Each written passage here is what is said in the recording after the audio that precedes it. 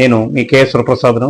ఈరోజు మీకు ఈ వీడియోలో సెప్టెంబరు 1వ తారీఖు నుంచి నైపుణ్యం పోర్టల్ ప్రారంభించేందుకు చర్యలు తీసుకుంటున్నట్లుగా విద్యాశాఖ మంత్రి గారు నారా లోకేష్ గారు తెలియజేశారు. దేశానికి రోల్ మోడల్గా నిలిచేలా దీన్ని తీర్చిదిద్దాలని అధికారులకు ఆయన ఆదేశించారు.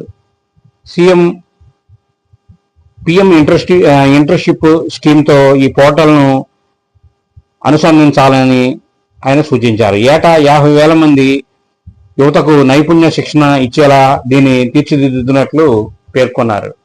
ఈ నైపుణ్యం పోర్టల్ అనేది త్వరలో రాబోతుందండి. ఎందుకంటే మన పిల్లలకి ఇప్పుడు ప్రస్తుతం ఏఏ నడుస్తుంది. వాళ్ళకి ఏది కోరుకుంటే అది కోర్సులలాగా దానికి నైపుణ్యం అనేది ఇచ్చి ఎక్కడ ఉద్యోగ అవకాశాలు అనేది ఉన్నాయి అనేది వాళ్ళకి అందుబాటులో ఉంటుంది. ఇది గవర్నమెంట్ అబ్జర్వేషన్లో ఉంటుంది కాబట్టి మరింత భద్రత ఉంటుంది. ఈ వీడియో మీరు పూర్తిగా చూడడం ధన్యవాదాలు. మేము మరిన్ని వీడియోలు చేయడం కోసం లైక్ చేయండి, షేర్ చేయండి, తప్పకుండా సబ్స్క్రైబ్ చేసుకోండి. మీరంతా థ్యాంక్ యూ.